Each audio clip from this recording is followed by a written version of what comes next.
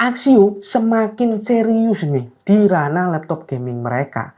Seri Pongo itu menjadi semakin lengkap. Ada Axio Pongo 725. Ini laptop gaming entry level andalannya Axio yang murah meriah nih.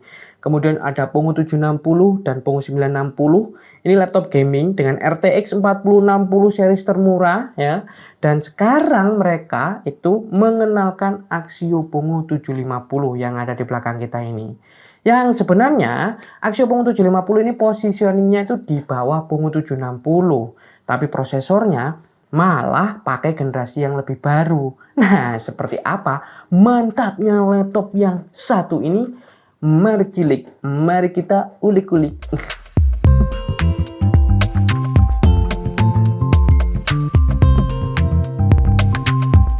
Halo semuanya, assalamualaikum warahmatullahi wabarakatuh. Balik lagi di Isoku Tech. Nah, kita akan membahas Axio Pongo 750, sebuah laptop gaming dari Axio yang lagi-lagi menggebrak pasar laptop gaming.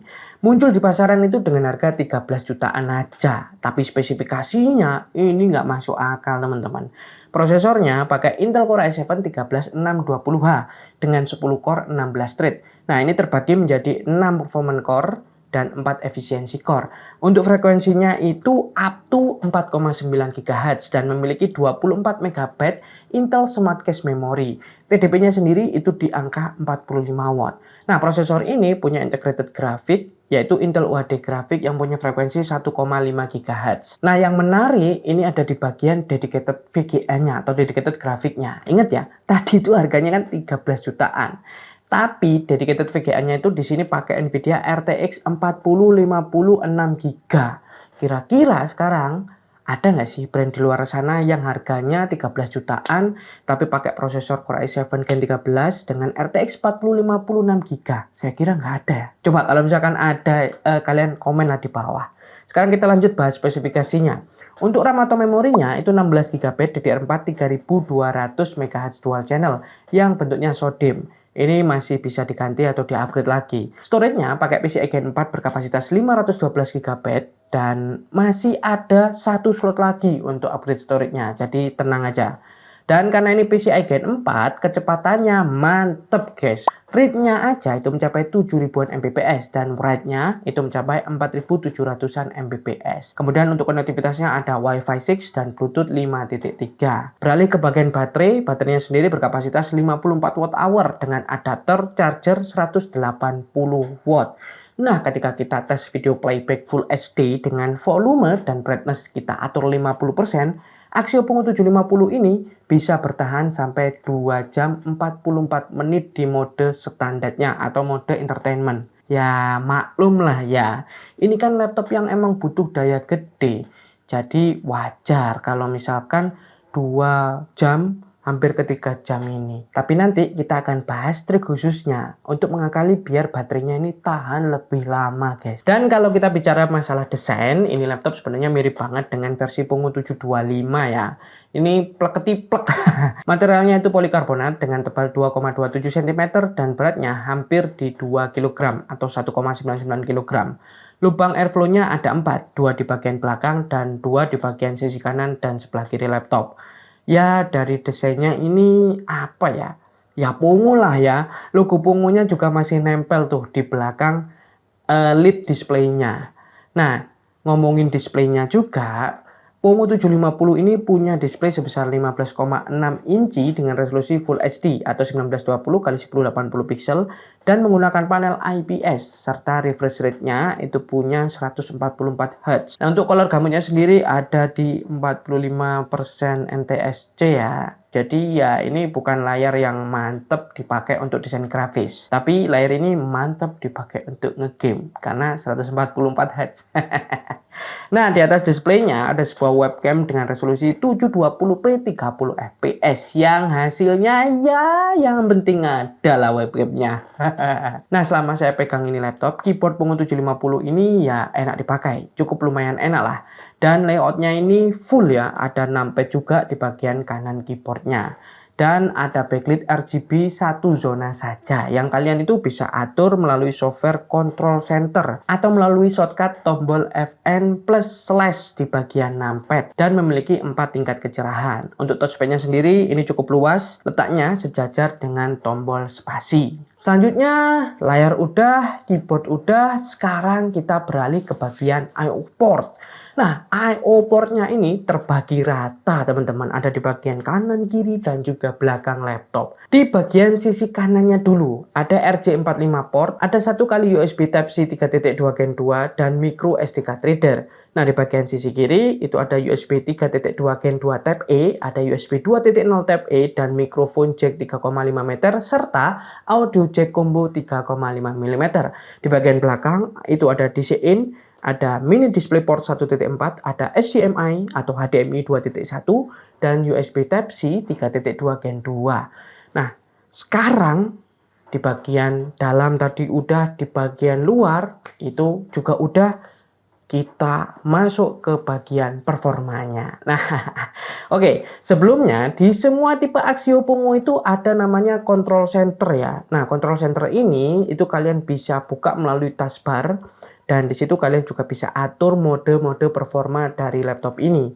Bawaannya itu ada 4 mode teman-teman. Bukan 3 ya, tapi 4 mode sekaligus. Ada mode quiet, power saving, entertainment, dan juga performance. Yang paling menarik perhatian saya ada di bagian mode power saving. Nah, kalau kalian aktifkan ini mode, akan mematikan RTX 4050-nya. Jadi ini adalah solusi yang tadi baterainya cepat habis. Kalau kalian pengen dapetin daya tahan baterai yang maksimum, kalau misalkan lagi di luar atau lagi mobile, ya aktifin aja untuk mode baterai saving ini gitu kan ya. Ada solusi meskipun baterainya tadi ya kelihatan cuma 2 jam atau hampir 3 jam lah. Kemudian di bagian fan itu juga bisa kalian atur. Ada mode automatic dan juga ada mode maksimum. Nah, untuk pengujian kali ini kita pakai mode performance dan fan speednya kita atur otomatis saja. Udah, biar kerja otomatis, biar kerja pinter ya fan-nya. Dan seperti biasa, kita pasti harus ada perbedaan. Di sini mode performance ketika menggunakan charger dan mode performance ketika menggunakan baterai. Dan seperti yang kalian lihat di sini, perbedaan antara mode performance ketika menggunakan charger dan menggunakan baterai lumayan agak jauh. Baik itu di single running benchmark maupun saat looping Zenbench R23 selama 10 menit. Skor yang dihasilkan aja di sini hampir separuh ya. Di 14 ribuan saat pakai charger dan 8 ribuan saat pakai baterai. Ya, memang laptop-laptop gaming kayak gini penggunaan charger untuk dapetin performa maksimal itu sangat-sangat disarankan. Nah, kalau pakai baterai itu pasti ada pemotongan-pemotongan sana sini biar baterainya lebih tahan lama. Nah, ini juga kelihatan di looping R23 tadi. Average effective clock-nya untuk yang pakai charger itu ada di 3,6 GHz. Sedangkan saat menggunakan baterai itu turun, average-nya itu ada di 2,1 GHz. Begitu juga di CPU package power-nya. Ketika menggunakan charger, average-nya ada di 74 watt, sedangkan ketika menggunakan baterai, average-nya ada di 28 watt. Nah, ini juga berpengaruh di core temperaturnya. Pada saat menggunakan charger, core temperatur itu ada di rata-rata 85 derajat, sedangkan ketika menggunakan baterai, core temperaturnya ada di rata-rata 64 derajat.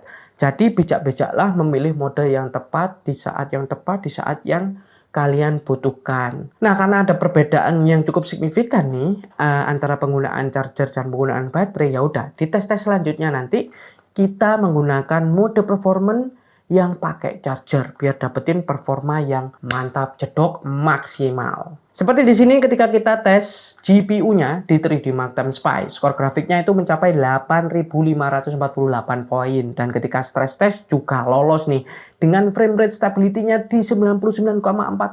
Waduh, ini tanda-tanda kalau laptop ini akan melibas game-game yang akan kita tes nanti. Apakah seperti itu? Tonton terus ya. Nah, sekarang sebelum kita bahas game, kita bahas productivity dulu lah. Nah, seperti biasa ada 2 aplikasi, Blender dan Adobe Premiere. Di Blender kita pakai BMW 27 dan Classroom yang kita render dengan CPU dan juga GPU atau CUDA dari Nvidia. BMW 27 itu selesai di 26 detik ketika menggunakan CUDA dan 2 menit 43 detik saat menggunakan CPU. Classroom cuma butuh 52 detik ketika menggunakan CUDA dan 6 menit 43 detik ketika menggunakan CPU. Pindah ke Adobe Premiere, project yang seperti biasa, yang sama kayak kemarin-kemarin, yaitu video vertikal berdurasi 1 menit 21 detik dengan basic cutting dan coloring. Render Full HD, laptop ini cuma butuh waktu 35 detik aja. Dengan render 4K itu butuh waktu 1 menit 17 detik. Aduh, ini sangat-sangat menawan dan mengagumkan ya untuk productivity di laptop Pomo 750 ini. Ya, dan sekarang kita tiba waktunya tes gaming. Game pertama yang kita tes di sini adalah game yang lagi rame belakangan kemarin, yaitu Black Myth Wukong. Resolusi Full HD dengan preset medium. Nah, ini sebenarnya default ya. Install benchmarknya defaultnya kayak gini. Average FPS-nya yang dihasilkan itu di angka 71 FPS. Nah, ketika preset height itu dapat 57 FPS. Mantap banget laptop ini, guys. Kurang dengan Black Myth Wukong. Game kedua kita hajar Cyberpunk 2077. Resolusi masih sama, Full HD. Dengan preset height dapat average 104 FPS. Gendeng nggak tuh? Naikkan preset ray tracing medium itu dapat 95 FPS. Wes, gacor tenan ini laptop. Wes, jos.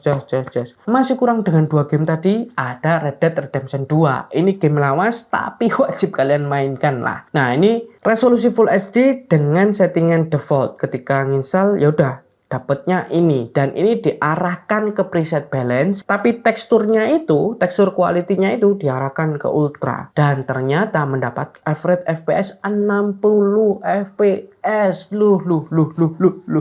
Luar biasa, diajar semua game-game triple A tadi itu ya. Nah, saat benchmark RDR2 ini, saya coba buat lihat core temperaturnya. Dan rata-rata cuman ada di angka 73 derajat untuk core temperaturnya. Masih aman jaya sentosa, mantap. Jadi intinya, laptop ini adalah sebuah laptop gaming yang dapat predikat gending lah dari saya. Gak gendeng gimana kan? 13 jutaan, Core i7 Gen 13, RTX 4050 6GB, performanya mantap lah. Tapi kan nggak ada laptop yang sempurna. Di laptop ini juga ada beberapa catatan dari saya. Pertama, displaynya yang masih dibilang jauh kalau untuk kebutuhan desain grafis. Kedua, kalau kalian nggak suka bising mungkin akan sedikit terganggu dengan suara fan-nya. Ketiga, RAM-nya masih menggunakan DDR4. Di mana yang lainnya udah pakai DDR5, ini masih pakai DDR4. Tapi ada poin menarik, ada poin plusnya nih, meskipun pakai DDR4.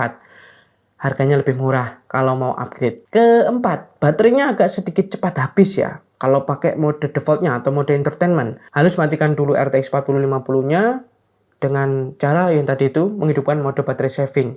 Kelima, apa lagi ya? Coba, poin apa yang jadi perhatian kalian di laptop ini? Tambahin aja di kolom komentar. Kita diskusi aja di bawah.